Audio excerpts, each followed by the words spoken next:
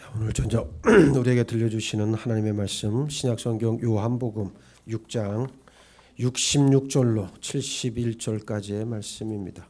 여러분 가지고 계시는 신약성경 155면에 있습니다. 찾으셨어요? 찾으셨으면 우리 한 절씩 교독합니다. 제가 먼저 봉독합니다. 그때부터 그의 제자 중에서 많은 사람이 떠나가고 다시 그와 함께 다니지 아니하더라. 예수께서 열두 제자에게 이르시되 너희도 가려느냐. 시몬 베드로가 대답하되 주여 영생의 말씀이 주께 있사오니 우리가 누구에게로 가오리이까? 우리가 주는 하나님의 거룩하신 자이신 줄 믿고 알았사옵나이다. 예수께서 대답하시되 내가 너희 12를 택하지 아니하였느냐? 그러나 너희 중에 한 사람은 마귀니라 하시니 이 말씀은 바로 시몬의 아들 유다를 가리키심이라. 그는 12 중에 하나로 예수를 팔 자로라. 아멘. 할렐루야. 할렐루야. 예. 오늘도 보니까 이제 나오실 분들 중에서도 안 나오신 분들이 꽤 여럿 있네. 예. 아직도 저 명절 후유증이면 곤란하지요. 예. 빨리 옆에 있는 분들 연락해서 이제 앞으로 좀 예배에 똑바로 나오자. 그렇게 자꾸만 여러분들 권면할 수 있기를 바라겠습니다. 자, 오늘 말씀을 통해서 우리가 누구에게로 가오리까라는 제목의 말씀을 여러분들에게 전하겠습니다. 예전에 영화 가운데 여러분들 뭐 혹시 보셨는가 모르겠지만 코바디스라고 하는 영화가 있었습니다. 이 코바디스라고 하는 영화를 보면 베드로가 예수님을 만나는 장면이 나오는데, 자, 로마 황제 이제 네로가 아주 기독교를 극심하게 박해했죠. 그래서 이 박해가 대대적으로 자행되던 때에 수많은 이제 초대교회 성도들이 화형 또는 굶주린 사자의 먹잇감으로 죽어갔습니다. 성도들은 베드로에게 자신들은 죽어도 괜찮지만은 선생님은 남아서 더 많은 사람들을 복음으로 가르쳐야 한다 그러면서 로마를 떠나서 피신할 것을 강권하지요. 베드로는 성도들의 권유에 못 이겨서 어린 소년과 함께 이제 로마를 떠납니다. 어느 숲길을 가고 있을 때 저만치서 베드로를 향해 마주하여 가까이 다가오는 사람이 있었습니다. 거리가 가까워지면서 이제 실루엣이 구체적인 얼굴로 드러나지요. 얼굴을 알아볼 정도가 되었을 때 베드로는 소스라치게 놀랍니다. 그분이 바로 누구였습니까? 예수님이셨습니다. 베드로가 묻지요. 그때 나왔던 말이 라틴어 코바디스 도미네라고 하는 말입니다. 주여 어디로 가시나이까? 라고 하는 그런 의미의 물음이었죠. 그러니까 그 말씀을, 그 베드로의 그 말을 들은 예수님이 뭐라고 대답을 합니까? 나는 지금 로마로 간다. 그렇게 말씀을 하십니다. 예수님은 너 대신 내가 십자가에 다시 못 박히기 위해서 로마로 간다 말씀하십니다. 그 순간 베드로는 자신이 순교하는 것이 하나님의 뜻임을 깨닫고 주님 제가 가겠습니다 고백하며 발걸음을 돌이키지요. 그때 로마로 되돌아가는 베드로에게 소년이, 아까 처음에 소년이 동행했다 그랬잖아요. 그 소년이 이제는 베드로에게 묻습니다. 코바디스 도미네, 주여 어디로 가시나이까? 이 주라고 하는 말은 예수님도 가리키지만은 이 지금 베드로가 데리고 있는 이 어린 소년이 베드로를 향해서도 할 수 있는 그런 말이죠. 로드라고 하는 말은 영어로 주인이라는 말입니다. 그러니까 우리의 주인은 누구라는 거예요? 예수 그리스도라고 하는 그러한 사실입니다. 결국 베드로는 로마로 돌아가서 십자가에 거꾸로 매달려서 처형되었다고 전해집니다. 교회 역사상 셀 수 없는 많은 사람들이 예수님 곁에 가까이 다가왔다가 멀어져 갔습니다. 예수님 곁을 떠나간 이유도 참으로 많겠지요. 많은 이유 가운데 가장 많은 대답이 뭔지 아시겠습니까?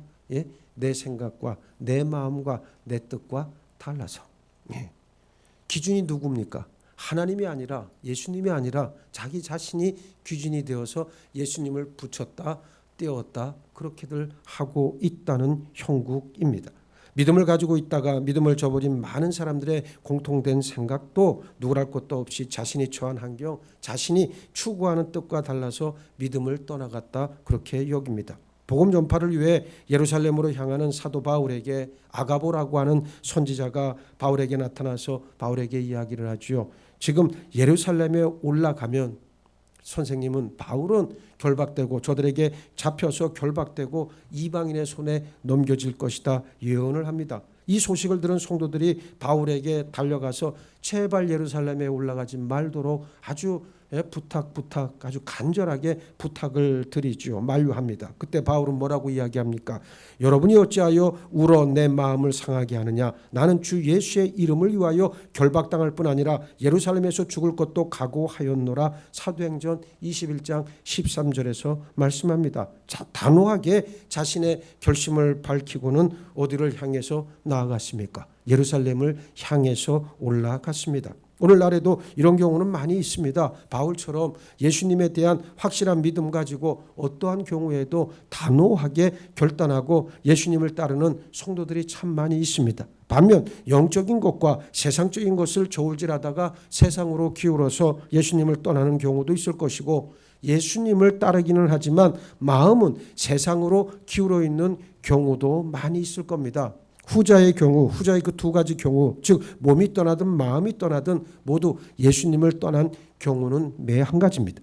성경에는 확신하는 사람에 대해 그리고 예수님을 떠나는 사람에 대하여 모두 말씀하고 있습니다. 먼저 오늘 본문 내용을 한번 살펴보겠습니다. 요한복음 6장은 우리가 읽었던 이 본문이 있는 6장은 예수님께서 벳세다 들녘에서 보리떡 5개와 물고기 2마리로 5천 명을 먹이신 놀라운 이적의 사건을 기록하고 있습니다. 저 수많은 무리들은 이적을 직접 자기 눈으로 보고 자기 몸으로 체험하고 나서 예수님을 이스라엘의 왕으로 추대하고자 했습니다. 그때 예수님은 어떻게 하셨어요? 산으로 피신하셨고 제자들을 호수 건너편으로 먼저 보내셨습니다. 그리고 또다시 갈릴리 호수 위를 걸어서 바람과 파도로 고생하는 제자들에게 오시는 이적을 행했습니다. 군중들은 예수님을 찾아 호수 건너편 가버나움까지 따라왔습니다. 집요하게 따라오는 군중들을 향해 예수님은 너희가 나를 찾는 것은 표적을 본 까닭이 아니요 떡을 먹고 배부른 까닭이로다. 썩는 양식을 위하여 일하지 말고 영생하도록 있는 양식을 위하여 하라. 그렇게 말씀을 하셨습니다. 이 말씀은 굉장히 중요한 말씀이죠. 오늘날 성도들이 가슴에 새겨야 될 말씀이 바로 이 말씀이에요. 그러니까 많은 사람들이 지금 아까 예수님이 말씀하셨던 그 내용과도 같이 너희가 나를 찾는 것은 표적을 본 까닭이 아니라 떡을 먹고 배부른 까닭이로다. 이것은 뭐예요? 육체의 소욕에 육체의 욕망에 지금 아주 잘 순종하고 있다는 그 얘기요. 그것 가지고 하나님의 나라에 들어간다 못 들어간다? 못 들어간다는 거예요. 못 들어가는 거예요. 여러분 보세요. 인간이 이 우주라고 그러잖아요. 작은 우주라고 그러잖아요. 우리 몸의 각 세포들은 서로 협력합니다. 유기체입니다. 서로 연합하고 서로 연결하고 그렇게 해서 힘을 모아야 우리가 건강이라고 하는 것을 유지하잖아요. 근데 밸런스가 어느 날 깨집니다. 암세포가 들어옵니다. 암세포는 뭐예요? 지 혼자 독식하는 탐식이에요. 탐식의 대명사가 암세포예요. 그렇잖아요. 그래서 암세포는 사람이 죽어야 끝나. 지도 죽어. 그러니까 얘는 같이 죽자주의예요. 그러나 다른 세포, 정상적인 건강한 세포들은 뭐예요? 같이 살자주의란 말이에요. 그러니까 여기만 그것만 보더라도 이 세상 가운데 그리스도인이 어떻게 살아야 되는지가 명확하게 드러나고 있는 거예요. 서로 어떻게 섬겨야 되고 서로 연결돼야 되고 연합해야 되고 서로 어떻게 해야 됩니까? 존중하고 배려하고 그렇게 살아가는 게 성도의 삶이라고 하는 말이. 이건 그냥 되느냐? 절대로 그냥 되는 게 아닙니다. 이것은 하늘로부터 힘과 능력을 받아야 우리가 그대로 행할 수 있게 되는 거예요. 그래서 예수님이 뭐라고 그랬습니까? 썩는 양식을 위하여 일하지 말고 영생하도록 있는 양식을 위하여 하라라고 그렇게 이야기를 합니다. 그러면서 예수님께서 군중들에게 당신 자신이 많은 사람을 살리는 하늘로서 내려온 산떡임을 가르치셨습니다. 예수님은 누구든 생명을 얻기 위해서는 당신 자신의 살을 먹고 피를 마셔야 한다 말씀하셨습니다. 그러나 군중들은 이 말씀의 깊은 뜻을 이해하지 못했어요. 예수님을 깨닫지 못하는 이유를 믿지 않기 때문이라고 말씀합니다. 그래서 하나님께서 택하신 사람만이 예수님을 따를 수 있다. 이렇게 우리 주님은 또 말씀을 하시죠. 그래서 사람들은 이 말씀을 듣고 다 어떻게 합니까? 하나둘씩 예수님을 다 떠나가기 시작을 합니다. 그리고 그들은 다시는 예수님을 따르지 않았다. 성경은 말씀합니다. 예수님께서 그 모습을 보시고 이제 제자들에게 물으시는 거예요. 너희도 쟤들과 같이 가려느냐라고 예수님이 제자들에게 물음을 던지죠. 여러분은 이 물음에 어떻게 대답하시겠습니까? 너희들도 가려느냐? 나를 떠나 가려느냐?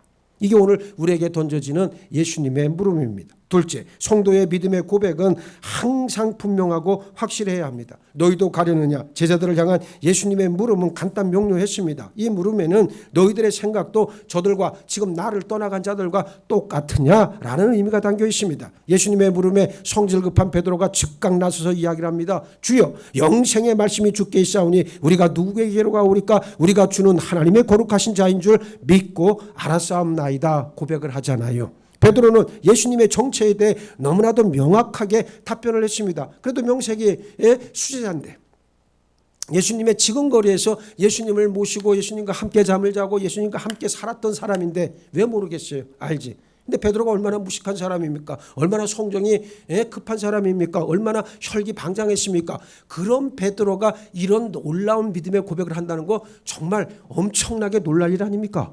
오늘 여러분들도 그렇게 베드로와 같이 쓰임 받을 줄 믿습니다.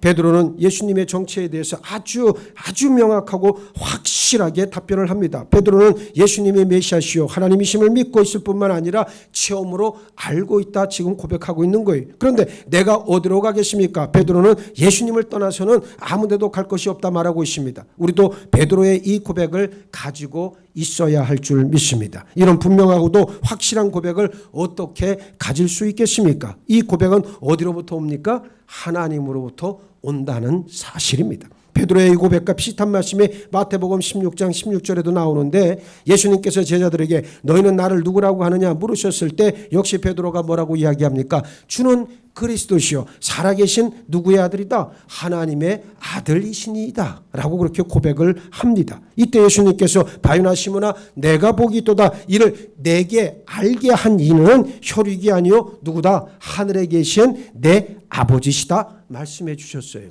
지금 이 베드로의 이 고백이라고 하는 것이 하늘에 계신 아버지께로부터 온 위대한 믿음의 고백이었다는 사실이 중요합니다. 하나님을 아는 지식과 고백은 하나님께로부터 오는 것임을 우리는 알고 있어야 됩니다. 그래서 성도는 예수님을 간절히 사모해야 됩니다. 그러나 제자들 전부가 이런 고백을 가지고 있었던 것은 아니지요. 예수님은 12 제자 중 한 사람을 지목하셨고 그를 가리켜 뭐라 그랬습니까?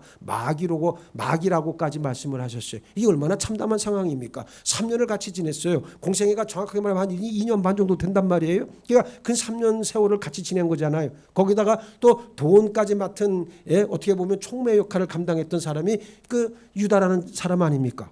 그런데 그 유다 여러분 아무에게나 돈 봉투를 맡기진 않잖아요. 돈 지갑을 맡기진 않잖아요. 믿을 만한 사람에게 돈 지갑을 맡겨야 되잖아요.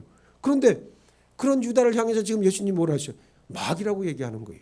이게 굉장히 참담해요. 우리는 그냥 지금 성경을 읽고 있지만 그때의 상황으로 우리가 들어가서 그 현장에 우리가 있다고 치면 이건 굉장히 아주 참담한 그런 말씀인 것을 기억을 해볼 필요가 있습니다. 그러면 다른 제자들의 형편은 어땠습니까? 그들도 예수님의 메시아라는 사실은 믿었지만 속으로는 예수님을 떠나간 다른 사람들처럼 예수님이 이스라엘을 회복하실 임금이 되실 것이라는 생각을 여전히 가지고 있었다는 얘기입니다. 그러기에 마가복음 10장 37절에서 세베대의 두 아들인 야고보와 요한이 주의 영광 중에서 우리를 하나는 주의 우편에 하나는 좌편에 앉게 하여 주옵소서 요청했고 나머지 제자들은 이 둘에게 선수를 뺏긴 것이 억울해서 아주 분해했다. 성경은 전하고 있잖아요. 그러나 남은 제자들이 떠나간 사람들과 달랐던 점은 예수님을 하나님의 아들이시오 메시아로 믿고 있었다는 사실만큼은 저들이 존중받아야 할 대목입니다. 안타깝게도 가룟 유다만큼은 예수님을 떠나간 무리들보다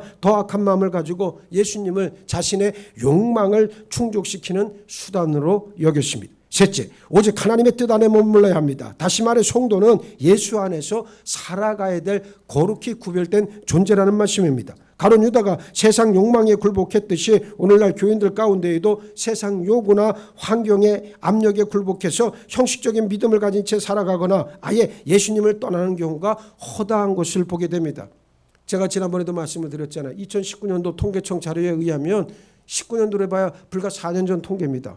개신교가 이제 800만 명으로 떨어졌습니다. 불과 한 10여 년 전만 해도 10여 년 전은 아니고 한 20년 전만 해도 1200, 1300만이라고 스스로 막 자부를 했잖아요. 그런데 엄청나게 지금 떨어져 나가고 있습니다.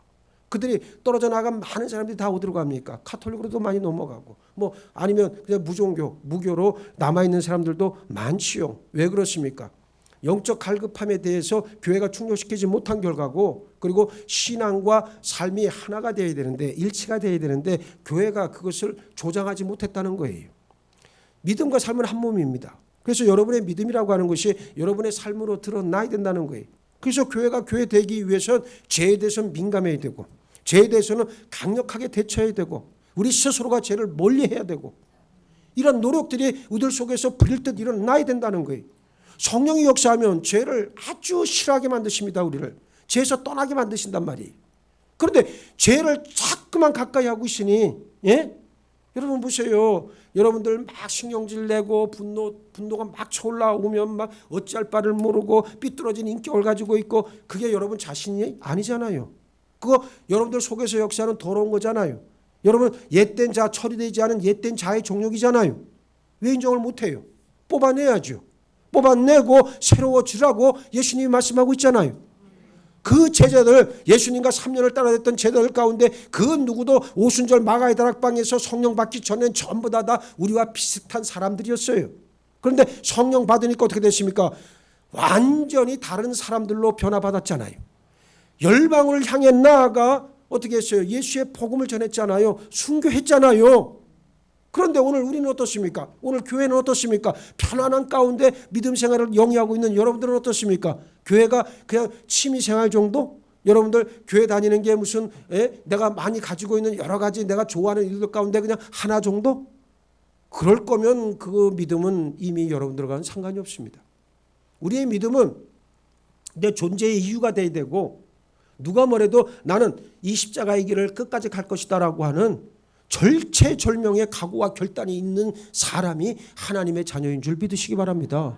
그러니까 우리들 속에서 모든 죄악들은 빨리 뽑아내야 되는 거예요. 성령의 역사하심이 그래서 필요하다라고 하는 그러한 이야기입니다. 야고보서 4장 4절, 그런즉 누구든지 세상과 보시되고자 하는 자는 스스로 하나님과 원수되는 것이니라 분명히 말씀하고 있습니다. 세상과 보타는 사람이 누굽니까? 하나님과 원수요. 근데 우리는 세상과 보 잘하잖아요. 그런데도 교회에서는 그 누구도 얘기하지 않잖아요. 이게 뭔가 잘못돼도 영적으로 크게 병이 들었다는 증거예요. 그래서 여러분들 자신을 자꾸만 대면하라는 얘기가, 기도를 통해서 죄인된 자신의 실존을 대면하라는 얘기가 바로 그 의미예요.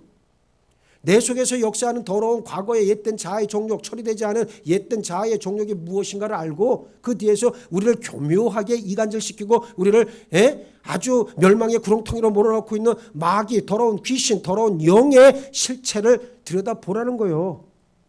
그래야 우리가 영적 싸움에서 이길 거 아니에요. 그건 절대로 여러분 자신이 아닙니다. 우리 자신은 하나님의 자녀라고 하는 게 우리 자신의 본 모습이에요. 사람들은 하나님의 뜻이라고 말하면서도 자신의 욕망대로 살아가고 있다라고 하는 것입니다. 여러분 보세요. 아까도 모두에 말씀드렸던 이 코바디스 도미네라고 하는 영화 속 베드로가 자신의 생명을 지키려고 박해를 피해 도망가면서도 그것이 마치 하나님의 뜻이다 여겼던 것처럼, 명분은 그럴듯하나 그 역시 뭡니까? 자기 욕망에 충실했던 거 아닙니까? 그래 너무나도 부끄러워서 다시 어떻게 했어요? 다시 로마로 들어간 거잖아요. 불타는 로마로 들어가서 십자가에 거꾸로 매달려 죽임을 당한 겁니다. 여러분, 명분 가지고 하나님의 나라에 들어간다? 못 들어간다? 못 들어간다. 명분 가지고는 사람 사는 세상에서 명분, 즉 자기 변명, 자기 합리화가 통해요. 자기 논리가 통해요. 그런데 하나님 앞에서는 절대로 통하지 않습니다. 하나님 앞에서 통하는 유일한 것은 딱 한 가지밖에 없습니다. 그 사람의 믿음밖에 없습니다. 믿음이 드러나기만 하면 되는 거예요. 그런데 많은 사람들이 오늘날 뭐합니까? 명분을 찾아 헤매고 있다는 거예요. 심지어 교회 안에서조차 명분을 찾는 자들이 너무나도 많이 있다는 것은 우리의 아픔이라고 하는 그러한 말씀입니다. 하나님의 뜻을 알고 그 안에서 살아가기 위해선 가장 먼저 말씀을 사모에 환대에 모셔드리고 내 심령 가운데 각인해야 합니다. 그리고 성령의 능력을 구하고 그 능력으로 살면 될 일입니다. 말씀했습니다. 여러분, 베드로처럼 많은 실수도, 위기 속에서의 배반도, 좌절과 낙심도 회개하고 돌이킬 때 예수님은 용서하시고 그 영혼을 받으십니다. 그러나 이런 일이 계속 반복되어서는 안 됩니다. 언제까지 어린아이와 같은 믿음을 가지고 있어서는 하나님의 기쁨이 될 수 없다는 엄연한 사실입니다. 이제 내가 예수님을 떠나 어디로 가겠습니까? 라는 예수님을 향한 확실한 고백 가지고 그 고백대로 행하며 살아야 할 줄 믿습니다. 그럴 때 우리 생명이시요 힘이시고 능력이신 예수님께서 하나님의 뜻 안에서 우리 삶을 인도하실 거예요. 더 이상의 자기 변명, 합리화, 명분은 필요 없습니다. 진리를 발견했다면 온 힘을 다해 그 진리를 꽉 붙잡으시길 바랍니다. 그리고 성령의 인도하신 가운데 진리의 말씀을 여러분 삶의 고백으로 드러내면 될 일이다. 하나님의 자녀 된 우리 모두 예수님께로 삶의 길을 정해서 예수와 함께 예수 안에서 진리의 풍성한 열매를 다 맺으시길 예수의 이름으로 축복합니다. 축복합니다. 축복합니다.